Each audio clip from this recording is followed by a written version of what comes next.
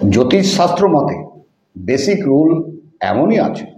Normally লোকেরা কেউ follow করে না। নর্মালি লোকেরা কি করে, ঘরের আর্নিং মেম্বারের দিকে চেয়ে থাকে। কখন ওনার ভালো সময় আসবে, যখন খারাপ সময় আসবে তখন পরিবারের খারাপ যাবে। পরিবার মানে আলাদা আলাদা জন্ম নেওয়া, কারোর ভাই বোন, কারোর পতি পত্নীর সদস্য হয়ে জন্ম নেওয়া। পুরো পরিবারকে কিভাবে ধন সমৃদ্ধিকে অ্যাক্টিভেট করে রাখা যায়, পরিবারের সকলের জন্মকুণ্ডলিতে ধন সম্পদের স্টার কোথাও না কোথাও থাকবে, তাকে কিভাবে অ্যাক্টিভেট করতে হবে। এমন কোন প্ল্যানেট আছে যে মানি ম্যাটারকে কন্ট্রোল করে, সেইগুলোকে বুঝতে হবে। মানি ম্যাটারকে দেখে এমন একটা প্ল্যানেট, তিনি হলেন দেবগুরু বৃহস্পতি। বৃহস্পতিকে সৌভাগ্যের কানেকশন বলা হয়। যদি গৃহে বৃহস্পতি পজিটিভ থাকে তাহলে সেই পরিবারের সদস্যদের জীবনে অর্থকষ্ট হবে না এবং অর্থের অভাব থাকবে না। পরিবারের সদস্যদের বার্থ চার্টে বৃহস্পতির প্ল্যানেটকে সবসময় পজিটিভ রাখতে হবে। এর সহজ উপায় কি আছে? বছরের বিশেষ তিথিতে একবার ব্রাহ্মণকে দিয়ে পূজাপাঠ, হোমযজ্ঞ বা কোনো ধার্মিক অনুষ্ঠান করাতে পারে। আরও অন্য উপায়ও আছে। ঘরের বয়স্ক লোকেদের পরামর্শ নেওয়া, বয়স্ক লোকজনদের কোয়ালিটিকে গুরুত্ব দেওয়া। আরও একটি উপায় আছে।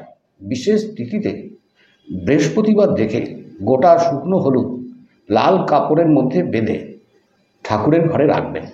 এটা একটা সিম্বলিক রেমেডি যে বৃহস্পতির শক্তিকে আমন্ত্রিত করে, যে সবসময় ঘরে স্থির থাকে আর ঘরের প্রত্যেক সদস্যদের বৃহস্পতি অ্যাক্টিভ থাকে। গ্রহদের মধ্যে দ্বিতীয় গ্রহ এমন আছে, তাকে ব্যালেন্স করতে পারলে অর্থকষ্ট আর আসবে না। দ্বিতীয় গ্রহ বুধ। বুধ গ্রহ বুদ্ধির কারক, ইন্টেলিজেন্স, জিনিয়াসনেস, আপনার স্কিলস, যে আপনার জ্ঞানকে আর্থিক রূপে কনভার্ট করে। পরিবারের সকল সদস্যদের বুধ শুভ থাকা উচিত। পরিবারের মধ্যে যদি কেউ ভুল পথে যায়, পরিবারের মধ্যে অন্য কেউ তাকে সঠিক ডিসিশন দিতে পারবে।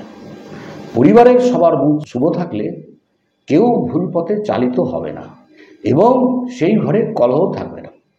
বুধ অশুভ থাকলে সেই ঘরে কলহ লেগেই থাকে, আর যে ঘরে কলহ লেগে থাকে সেই ঘরে লক্ষ্মী বিরাজমান থাকে না। বুধ এবং বৃহস্পতি পজিটিভ থাকা চাই। বুধকে পজিটিভ রাখা যায় কিভাবে? বুধ হচ্ছে বাণী, ঘরের মধ্যে বাক্য কন্ট্রোল করা, খারাপ বাক্য বিনিময় না করা। আপনি যত খারাপ বাক্য প্রয়োগ করবেন ততই আপনার বুধ খারাপ হবে। এরপরে আসি ফাইন্যান্সিয়াল ডিসিশন। পঞ্জিকা মতে শুভ মুহূর্তে যদি বড় ধরনের ইনভেস্ট করেন তাহলে আপনি বিশেষ লাভবান হবেন। অনেক সময় কোনো কাজের জন্যে লোন নেওয়ার প্রয়োজন হয়, তখনই একটা কথা মনে রাখবেন, মঙ্গলবারে লোন নেবেন না। মঙ্গলবারে লোনের টাকা পরিশোধ করতে যে কোনো সমস্যার মুখে পড়তে হয়, সহজে লোন শোধ হতে চায় না। বুধবারে লোন নিতে পারেন আর মঙ্গলবারে লোন পরিশোধ করতে পারেন।